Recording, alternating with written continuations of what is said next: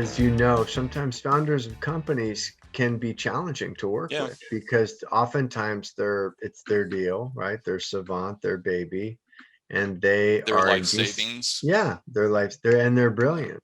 Yeah, And they have a vision. And this is my experience. I'd love to hear your thoughts, but my experience is when working, helping companies that have founders like that, that they want to be involved in everything, hiring this and that. And you, as a voice of reason, when you know better, you know, uh, how hard was it for you to navigate that? I mean, trust is earned, it's not given, and you sure. obviously very capable, but there had to have been some tough conversations with senior leadership around, hey, you hired me to do this. I know what I'm doing. I need you to trust me on this. And because for me, one of my, audience, you're gonna pick yourself up off the floor, but I'm got a little go along to get along with me. If my founder and my the person that brought me and said that's a dumb idea, I'm like, yeah, okay. Even I mean, I'm getting better at it, but what are your thoughts around that, and how did you navigate that? Sure. Well, you know, I've worked for a few founder-led organizations in my time and supported those leaders. I think, it's funny, it's like we always want leaders to have empathy for us, but rarely do we give empathy to our leaders. And what I try to do is I try to be in those situations, I try to be very empathetic to those folks. First of all, they've risked all. They've put their life savings into this.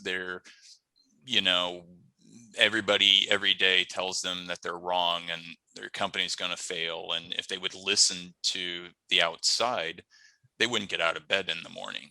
And so they've had to build this armor up on them to, believe that gravity doesn't apply to them, that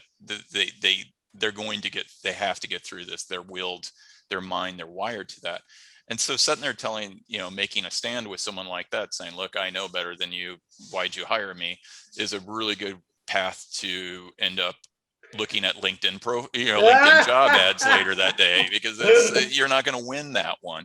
I think my job is, when working with founders or leaders in that situation, is making them be comfortable with being uncomfortable, because you're bringing them into situations where you know they don't think that way. It's like, you know why do they care about, why does this employee care about career development, when if we don't launch this product we're going to go out of business or whatever. There's some times where there's just this totally disconnect, because they're wired differently, and God bless them. I mean, Silicon Valley wouldn't exist if we didn't have Right.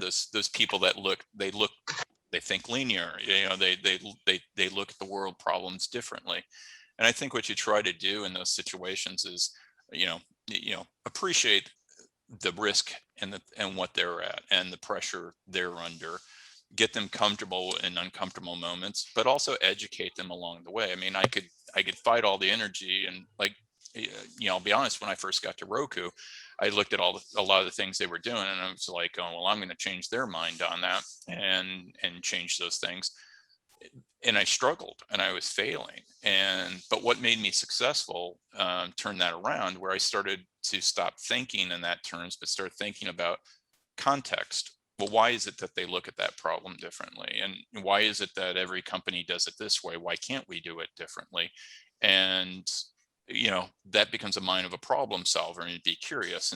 And people are much more, I'd say CEOs and entrepreneurs are much more appreciative of working with someone who's curious versus a judgmental, a fixed mindset of just saying this is the way the world goes. And so I don't know if that answers your question, but that's It been sure my kind of does. my approach for success.